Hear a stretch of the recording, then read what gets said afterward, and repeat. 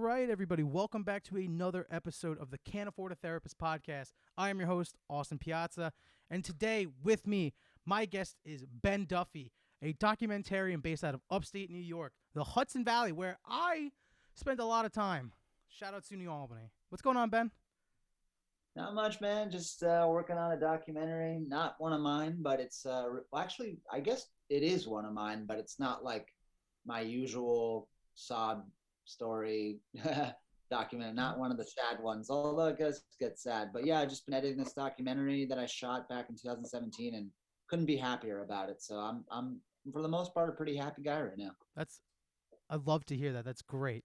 Yeah. Can you get into the documentary you're working on, or is that all? Is it all hush Yeah, hush? yeah. I mean, briefly, it's about this guy named Louis Valentine, and it's a lot about hip hop history because he did like one of the largest, I guess, the largest color pencil illustration in the world on like all the faces of hip hop, like the rappers and the hip hop artists' faces on drawn. So he went to prison, and he it's a lot about him not being able to become a famous rapper himself because of the time he spent up like back and forth in prison. So it's interesting. There's probably a lot of different stories like that too. So Yeah. that'll probably hit home for a lot of different people. Mm-hmm. Um, I think so. I mean, that's crazy. I have a book. So I took a class in college for the history of hip hop, and it went through all these different like eras, I guess that's the best way to say it, or different phases of hip hop and how it Yeah. like progressed, and all these different people that were legends or they paved the way of these certain genres Yeah. you never even heard of, which is it's so unfortunate. And there's a lot of that in a lot of different genres. There's obviously theft of Yeah. music as well. But yeah, that's a great story. Yeah. How we Yeah. shot in Especially like a 2017. lot of like yeah, I shot in 2017, and then we both kind of went off the deep end, and then he we came back, and now we're collab- combining forces again. That's awesome, dude. When does it come out? I have no No idea. idea. So just all right. That's how I run this podcast too. As you Yeah, get it when you get it, I tell people. exactly. Yeah. Hey, Yeah, I'm glad listen, I finally got the link up. it's hard. It's hard to get this kind of stuff out when you're not getting fully paid for. It's not like a completely full time job. You have to do other things to support. For my terms, at Yeah. least, I work a full time job, so Yeah. What do you do? I'm a janitor. It sucks, Okay. but Yeah. It's honorable. yeah, listen, it's dirty work and it gets the bills paid, so I Yeah. can't complain. I Well, took the job because of the kind of situation that I was in. I needed more free time, yeah. so 40 hours a week, all like benefits and everything. So I saw this as a good opportunity. But now I'm trying to get my way back into like radio production, radio broadcasting. It's what Oh I yeah. did in college, and so that's what I want to get back into. That's why I started this. Just to Nice. do some fun stuff, get back into editing. You know how it is. It's a Yeah. grind, Of though. course. No, it's a passion. Yeah, yeah, you gotta love it, and that's what it's for. And I see that you're passionate because I do not blame myself. It was one of the most beautiful documentaries I've ever seen, and and Ah, thank you. and it's, dude, 40 minutes of just fucking me up. That's all it was. But it's a beautiful story, and it wasn't just me being sad at the stories. It was more of like an endearing kind of story. For All sure. these communities that you found, or your interviewees, which I'm horrible. Oh shit, my camera just turned off. I'm horrible with names, so I apologize if I forget any of your interviewees' names. And we're back live. Yeah, this is another problem for doing stuff on the fly. That's all right. Technical difficulties. All good. I get it. But I'm, yeah, I'm the first person you spoke to, it's paranoid schizophrenia. yep. He really, that his story was just incredible. Going for Yeah. his master's degree, I'm assuming, which he's either gotten it or is on his way closer towards it now. I think he's got it by now. Yeah. I haven't talked to him in a little bit. His name's Gene. But yeah, Gene, last time I saw him, he was just about there, I think. So I'm really proud of the guy. Of that dude. And he's killing the stereotypes, and he's right. The media portrays this illness as something that it's not. Right. Clearly, that he's gotten his master's degree, and I have friends who are considered mentally healthy, and they haven't done shit with their lives, and this guy's out there breaking like stereotypes and breaking ground. That glass ceiling that people talk about, he's shattered it, which is Yeah, remarkable, and it that's what made me tear up. I'm like, I love to see that kind of stuff.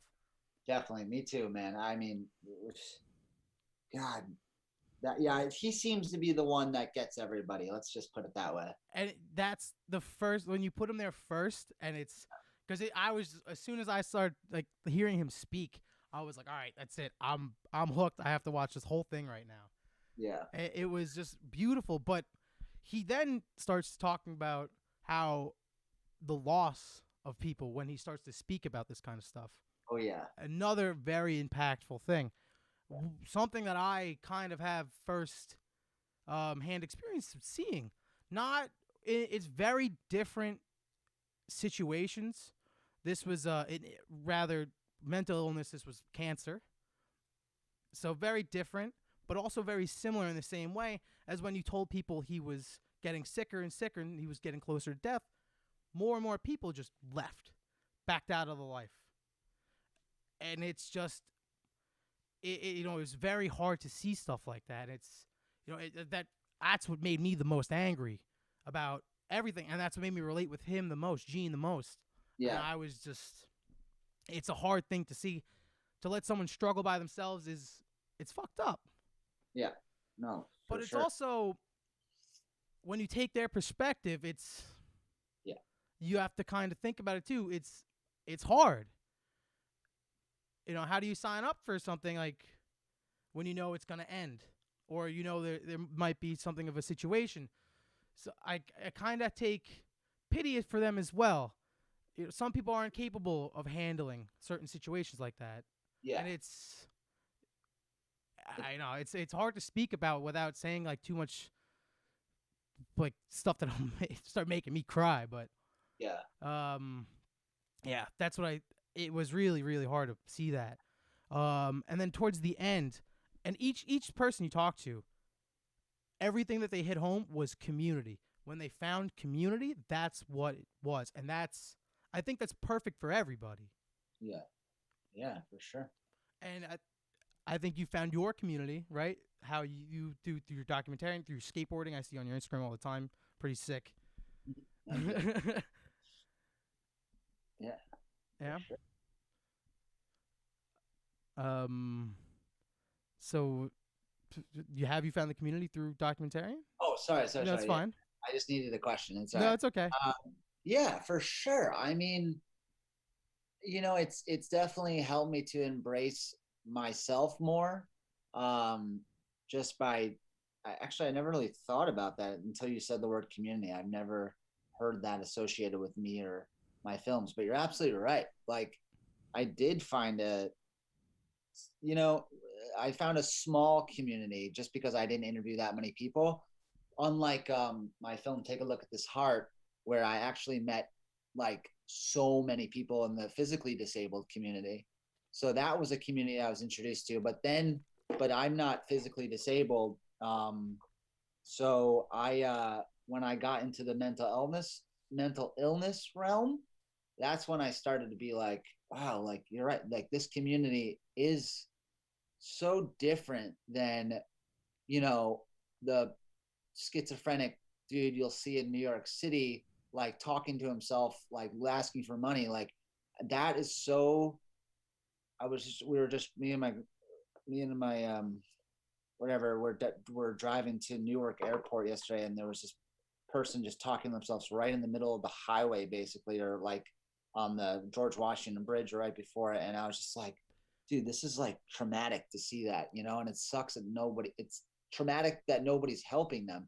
Yeah. But to see a guy like Gene who also has schizophrenia, paranoid schizophrenia, like, and he's flourishing, like that helps me to believe a little bit more, believe in life, believe in myself, believe in the illness. It's so beautiful, and I just wish that more people could that have a mental illness like schizophrenia could be helped and like championed and and help them, people could help them to flourish, so you don't see the people on the streets talking to themselves with absolutely no help. I mean, it breaks my heart in half. You want to talk about crying, man? That's the kind of thing Yeah. that makes me the most emotional, because I feel so helpless. And I know everybody does. And I believe that every time a citizen looks at one of those people, whether they like to admit it or not, it's like almost traumatic, you know? Because we can't cope with it. So we just turn the other way and keep driving. And it's fucked up, man. It is. It really. And there's just ways to handle this differently. And the city doesn't want to help them. That's what's Uh, fucked up the most. Is they leave them there. They don't help. And that's the one cool thing about my job, being a janitor. I have to clean the sidewalks and stuff. So I interact with a lot of homeless people all the time. Dude, most of them are pretty awesome. Oh Like, and yeah, they're just people that are just down on their luck or have untreated mental illness, like you said, which is fucked up because they can't get the help they deserve. yeah, And absolutely. I agree. uh, it, well, I just talked to some of these people, and they're like, "Yeah, people don't look at me. They just step over." I'm like, "They step over you." He's like, "Yeah." I'm like, "That's kind of fucked up. Like, they walk around you." He's like, Yeah, yeah, they don't even look at me. Like, it's, one guy even like helps me sweep the street. Like, yeah, I buy him a coffee every once in a while, give him a couple bucks. that's it, man. It's all you need. It's just the human interaction.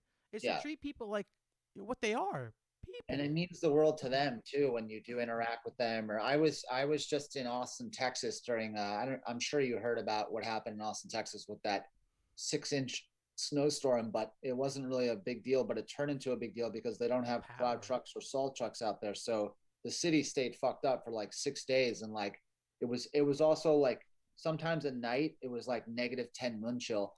But Jesus anyways, like Christ. towards the end of the storm, like during the day, I walked past this homeless guy, and my first thought was like, how did he endure this storm? You know, Yeah. with no power anywhere, and like except for hotels, which obviously he couldn't get into. And just because if he's, I was like, dude, do you need some money? And he's like, oh yeah, man, like Please. please. I just gave him. I think I gave him a $5 bill. I wanted to give him a 10, but whatever. I don't know if I had it, and it just made me feel like God, like I hope that he felt a little bit more safe, and I don't know, man. It just sucks, but yeah, I know this. I can go on every for hours about homeless people, but I know that's not like the point of this. But yeah, it There's does no real relate point. to mental illness, though, of course. Yeah, and but it goes back to it. It's untreated. It's the help they don't get the help they truly deserve is because one, there's either not the like the social work that's not there for them, or they don't Yeah, know about it. They can't access it. It's hard. But I think that $5 or whatever you gave him does go a long way. yeah. Even if you got like a warm tea to just It's warm them up, something. like Yeah, fuck, man, it's dude. the least I can do. Side question: how the fuck was Texas like in that crazy snowstorm? Oh, dude, let's put it this way. Well, I'm not supposed to be drinking, but I did get drunk one night, and I walked from the hotel. I walked from the hotel to uh 7-Eleven about a mile away, like, and it was really bad ice. I grew up in New York, but this shit was icy as fuck. And I got to the 7-Eleven, and it was closed.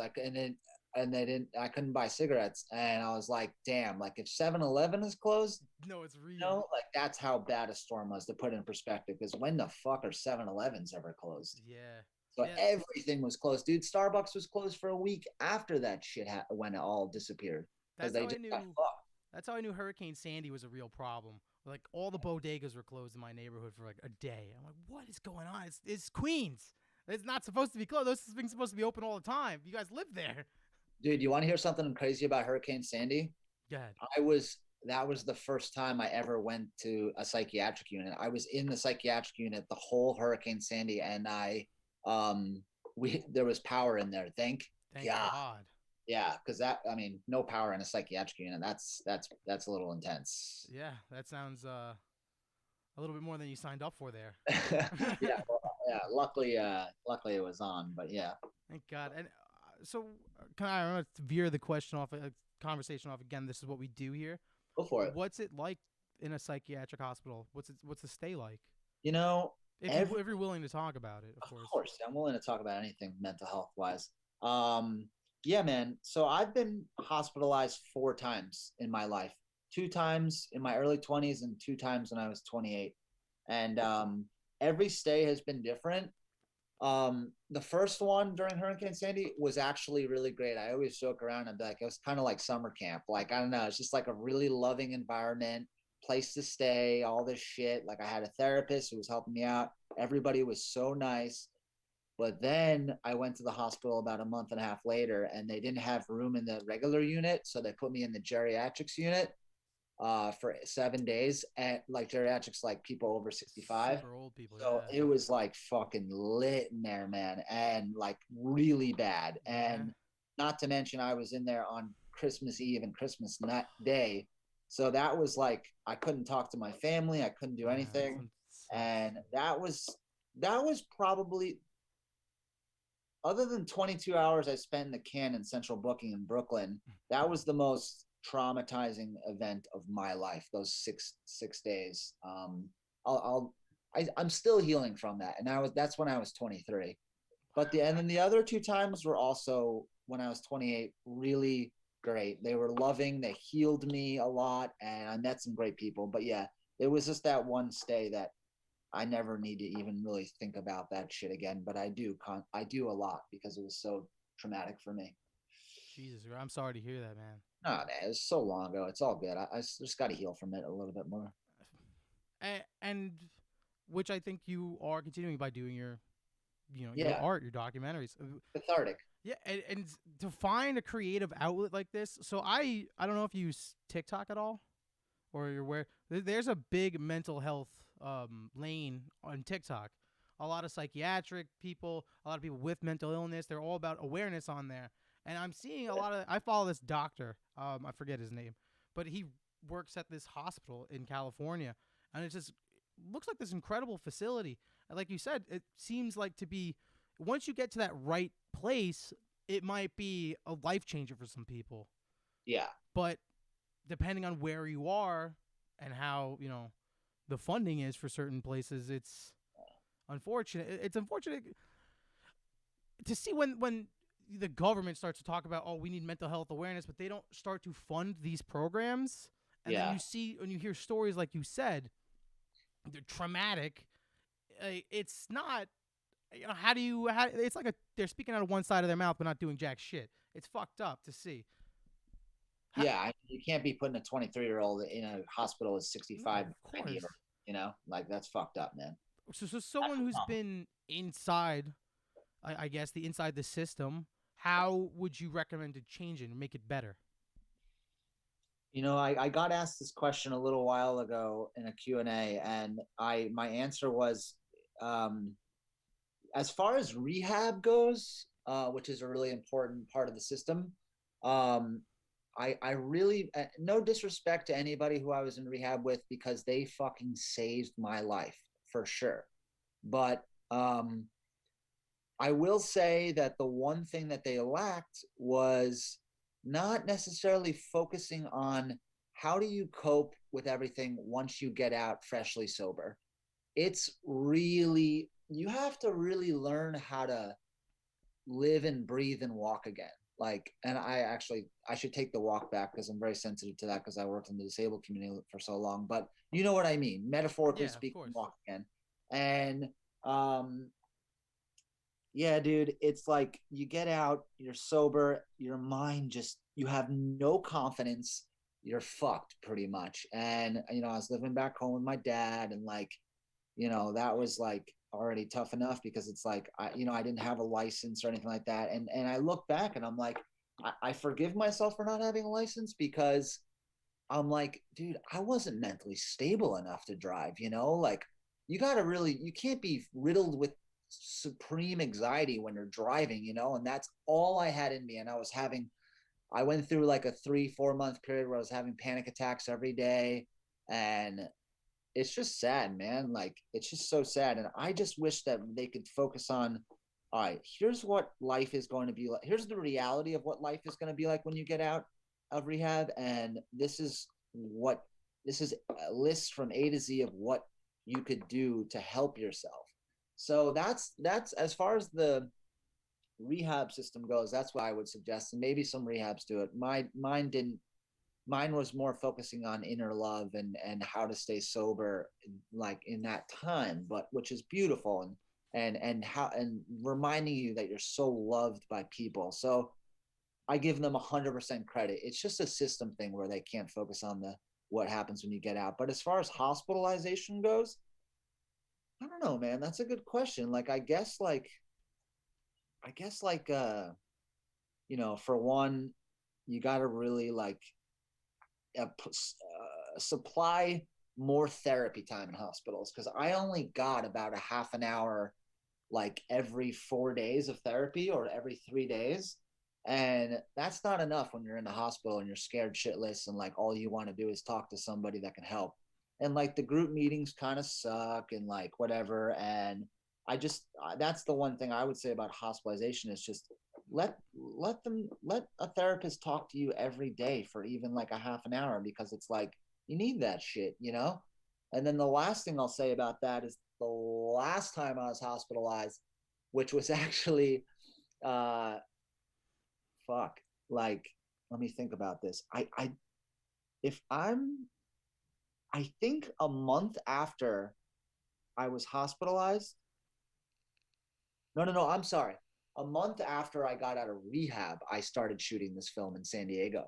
So that's pretty good. That's Like pretty good. to just, oh, I'm out of rehab. I want to fucking make shit happen.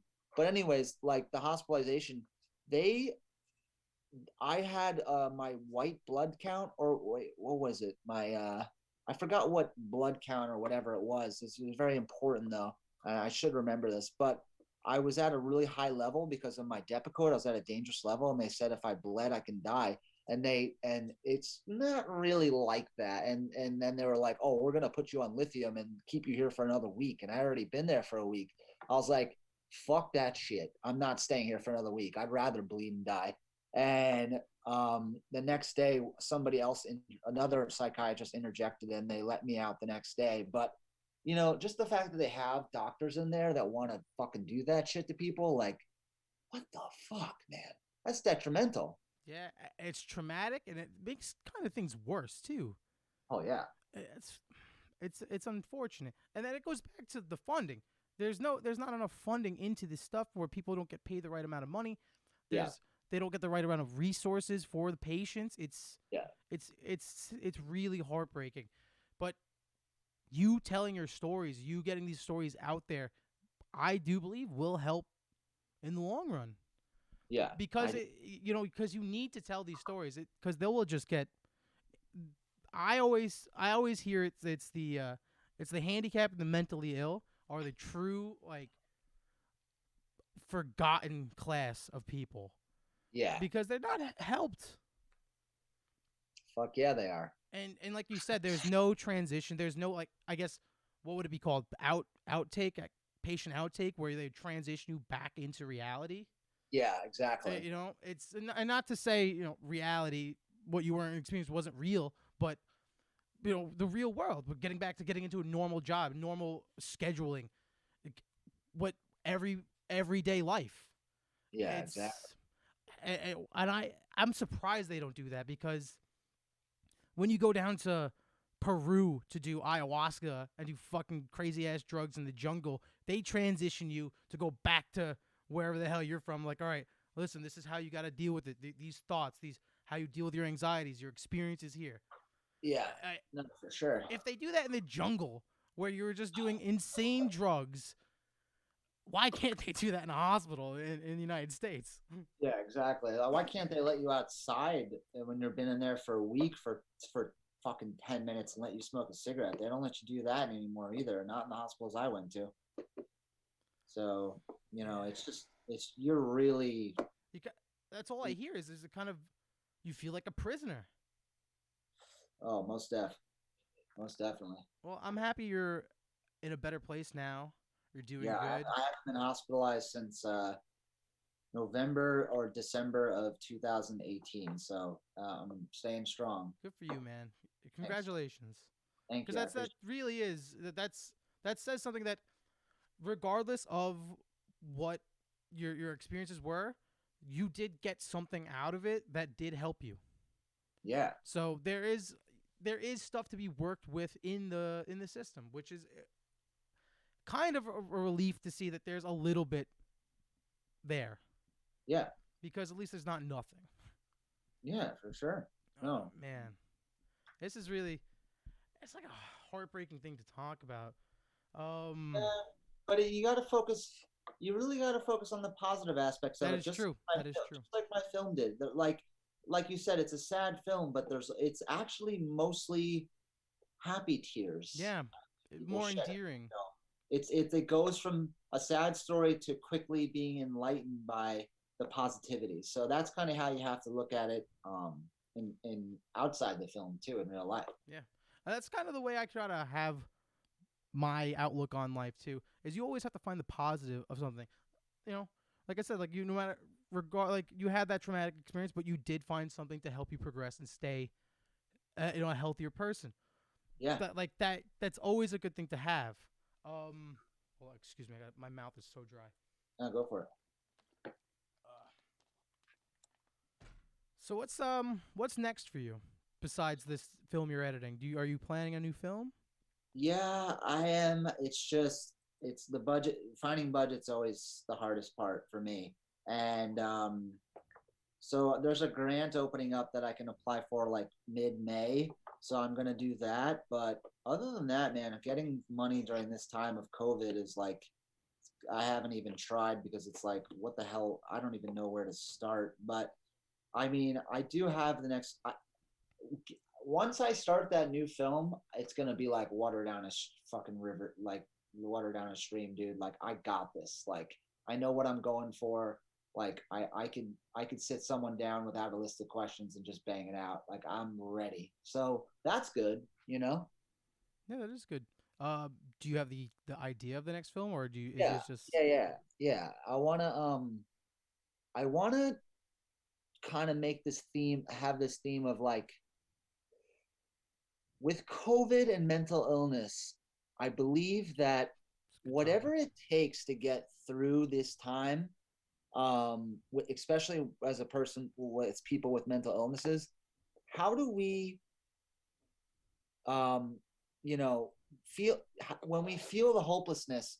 How do we get ourselves out of the hopelessness? And I want to make this point where literally anything you can do, whether it's watch a reality TV show for fucking like binge watch a reality TV show to listen to the same song for 40 minutes, maybe even get a little hypomanic, maybe even have a beer. I don't care. I want to argue that anything you can do, anything that takes you out of the hopelessness is a good thing. And if you can multiply those moments where you take yourself out of the hopelessness, when you return back to the hopelessness, it doesn't seem as bad. And then you put yourself on a path where it's like every time you go back to it, it's still not as bad as the time before.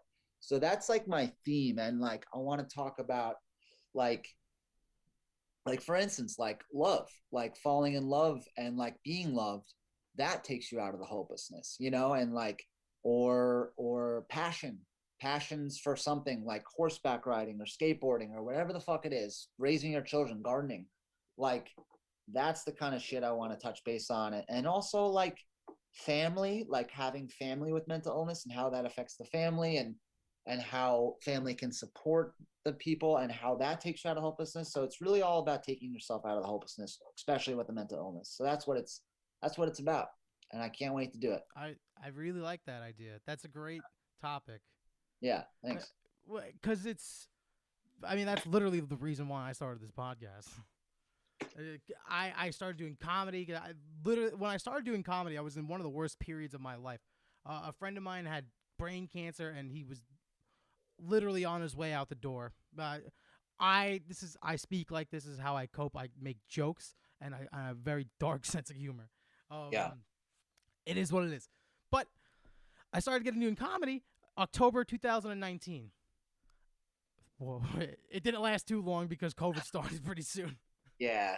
And I felt nothing better than getting up on that stage and making people laugh. Yeah. The It's first great. the first two times I did comedy, I didn't bomb. I did pretty well. Nice. Albeit it was a graduation for my comedy class. Hey, I So, mean, and I kind of stuffed the ballots with my friends in the stands, but whatever you're going to do. yeah, But I made other people laugh, and I even had one of my classmates guests tell me that I did great, and I was the one of the funnier comedians on the lineup that day. So nice. that, and it felt like this drug, like this feeling that I've never felt before in my entire Euphoric, life. euphoric. It's euphoric. You euphoric is doesn't even put it, because Yeah, it was like the craziest thing I've ever felt. Even when I continued to do it a little bit longer before COVID started, even bombing, even not getting a laugh. I had a 90-year-old lady heckle me in an Italian restaurant in Long Island. Right, I was in the middle of a joke. She just went, "Ugh," and I went, "Oh, you don't like that? Well, you're gonna hate the next one." That was yeah, the only laugh I got the whole 5 minutes. I ate shit, and even that made me feel great. I was like, "Listen, this is all I'm paying my dues. This is all part of the process." yeah. No, for And sure. COVID hit. I couldn't do that no more, I know, and I man. didn't know what the fuck to do with myself. Yeah, yeah, I mean, like most people, I definitely went through that too. I mean, And it's a not. It's it's a very common story, and to find mental health treatment during this is also difficult. I just spent a week trying to find a therapist that dude. took my insurance. Everyone's like, "Nah, I don't take your insurance." Oh no, it's $400. I'm like, $400? The fuck No, is that? dude, I thought it was so sick that I mean, awesome that your podcast is called. Can't find it. Can't What is afford a it? therapist. Can't afford a therapist. Yeah, yeah. Sorry about that. This Um, is they're all private practice. The intake's $600. What the fuck is yeah. that? How does somebody I afford that? I was if you want to let's get deep again, man. Fucking I was waitlisted from May to like late November. And I'm like, dude, like they're like, oh well, how severe are you? Are you a 1, 2, or 3? 3 being the most severe. I'm like, motherfucker, I got bipolar disorder. Like, get me a fucking therapist. Help I me. don't care what you gotta do. I don't care if it's COVID. Like, put me on the number 3. And like, you have no idea what it's like to be bipolar because clearly you're not. You're just someone who works in the system. And if you could just empathize with that for a second, you probably fucking push on the gas pedal a little bit. I know I sound extra salty, but it's like, dude, like I can't really manage life as like nowhere near as well without a therapist, being that I'm bipolar. It's a very serious illness and it's not all bad and there's a lot of blessings to it, but I mean, therapy keeps me in line just as much or maybe a little less, but a lot just like my medications do. And at that simultaneously, I wasn't on the right prescription of my medication. I was on 25 milligrams and then 100 of my Lamictal, but then I was like, my everybody was telling me like important to me was like you need to be on 200 milligrams, and like I was so like not even in the right place to like be like you're right, like, and then finally I was like I can't do this anymore. I'm gonna try it, and then so simultaneously I got on the 200 milligrams of Lamictal and also got a therapist, and ever since then I've been doing pretty well, all things considered. Like I'm really happy about that. And that just goes to show you that there needs to be a decent support system to continue doing well. Oh yeah. Oh yeah. And that goes back to being hard to find. And the name of the show, Can't Afford a Therapist. Like it kind of it's discriminatory pretty much against poverty and poor people. Yeah. People can't afford, and that's who needs it the most. Yeah. Unfortunately, uh, they Yeah. don't have the resources. It's not taught in public school systems. And we live in New York. I live in New York City, so there's the resources here that most people do not have access to, and I was able to find someone that takes insurance. You know, when you go to Kansas, how many therapists are in the middle of nowhere there? They barely Yeah. have hospitals in most rural spots. How are you going to find mental health treatment if you can't fix your broken arm? I'm gonna say this really carefully, but because like race is such a huge thing right now, and it should have been more enlightened the way it's starting to come to light now, but it should have been like that fucking back in slavery. But whatever. Like my point that I'm gonna make is that Gene is so effective in the documentary because he is black, and because everybody gives me a lot of like um it's so good that you do have someone who's black in the documentary talk about mental health, because it is so pushed under the rug in that Yeah. community. And I feel like in low income neighborhoods or low income cities or whatever it is, it's not only that they can't, afford a therapist if it's low income, but it's also like, I don't think in that realm of life, um, people in low income neighborhoods even really talk about it, because I think there's so much agony and agitation and stress and every other adjective I can find in those communities, because just like when anybody else is broke, like fucking being broke, nothing's pretty much more anxiety inducing than that, or scary, or when you can't fucking, when you have to eat cup of noodles every night. Like, I've never been in a situation where I've been in a low income neighborhood, but I've been many times, or more times than I care to admit, so broke. I was actually just telling my mom this the other night because we were in a fight about money. And I was like, Mom, have you ever had to watch someone eat because you couldn't afford it? Because I have, like, numerous times, especially when I was 19 in LA with undiagnosed, mental illness, trying to make my first film, We Are Skateboarders. And I would do that all the time. I'm not going to get so far into it, but um, I was like, yeah, Mom, like I've had to watch people eat many times because I couldn't afford to buy food that day or whatever. And I just think like that's such a small part of my life, but in low income neighborhoods, that's such a big part of their life. And it's one of the most heartbreaking things that exists in the world. And like I said, like if you can't afford to fucking buy a cup of noodles, or that's all you can afford, I can't even imagine. I can't even fathom what that's like as far as anger goes, Yeah. resentment towards the world, resentment toward your fellow mankind. I can go on for days, but you get the point. Yeah, no, and it goes back A to lot what of we tough said before. talk about. Yeah, I mean, it goes back to what we said before, though. It's a system. The system in place, especially towards the black and brown communities, it's it's unfortunate to say, but it was created to keep it to stay that way. Oh yeah, And there's not been any changes, regardless of what they want to talk about. Like yeah, they being the government, and it's like you said, and it's fucked up. But I think it's there on purpose. I think it is changing yeah, for the better. But again, how do you, if someone who could barely afford 50 cents cup of noodles, yeah, how are they going to be able to get the treatment they need for mental health? And again, that's why crime.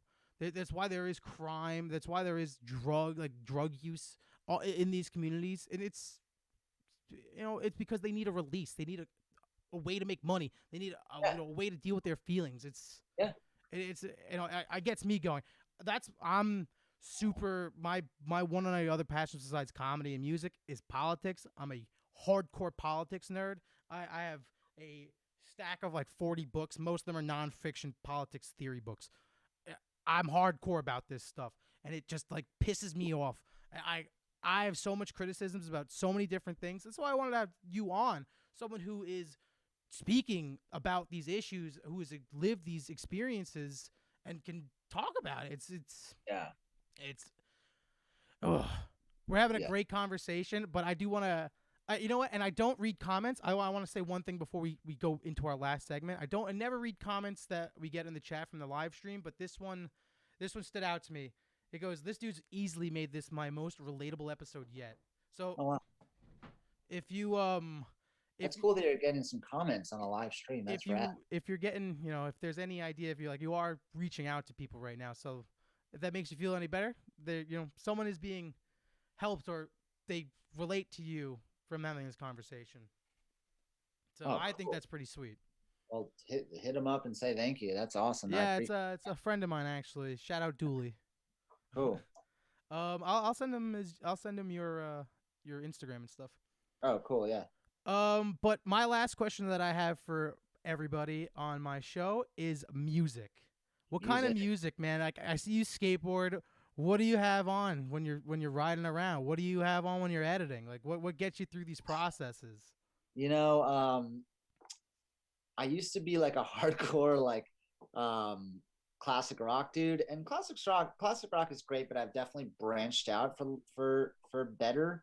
Um I I moved on to I mean, my favorite living musician is a guy named Devendra Banhart, who he's not the most recognizable name, but he's pretty famous in his own right in the indie folk world, like freak folk world, and he's my favorite. He's also a friend of mine, but yeah. So Right now. and then my girlfriend or whatever we are right now,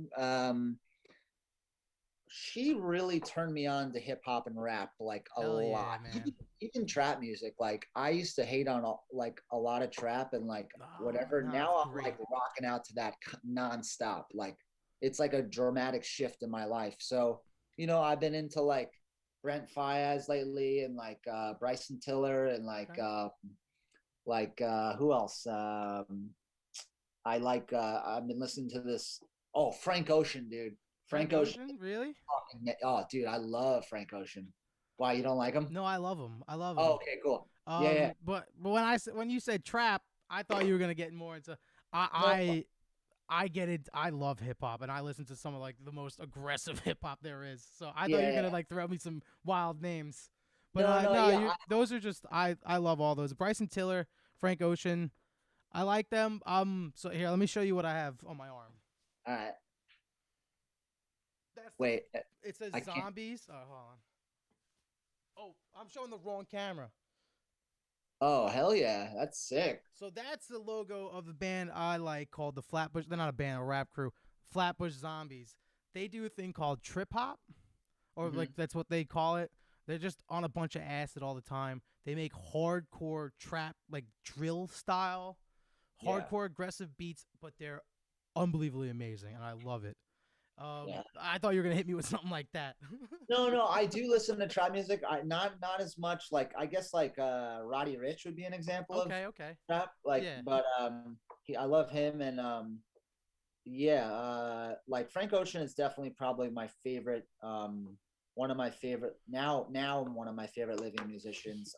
he's And like amazing. I know like this, I have ASAP Ferg, ASAP Rocky. Like I don't know, Gotta respect them. it's Uh, all brilliant. can I? What phase of Frank Ocean though do you like? Because he's Mm. had many different. I followed his career. So I was back in high school. I was a big Odd Future fan, like any white high school guy. Um, Odd Future was my shit, and that's where he started. Was with Tyler the Creator, who's also had a wild change in his genres and his Yeah, personality and his life. love him. So like, which one's your favorite? Because I'm always gonna go back to like the Yeah, Channel Orange Channel clip. Orange, Blonde, and then a couple of his new tracks that he released, Cayendo and this April something, and then like there's this live stream album. I forgot what it's called, but my girlfriend just showed it to me the other day, and it's like he recorded it right before Blonde came out, and wait, yeah, it's called Blonde, right? Yeah, yeah, Yeah, Blonde. Blonde. Yeah, and it's like at 45 minutes long, and it's really fucking good, dude. Um, so all right, here. I usually try to do one recommendation, and I think you would like this guy, BJ the Chicago Kid. Ever heard of him? No, No, he's pretty similar to Frank Ocean, like all those and Bryson Tiller, that kind of singy kind of. yeah, yeah, Look, I'll send you it on Instagram. The song Church. Whew, I love it. It's so good.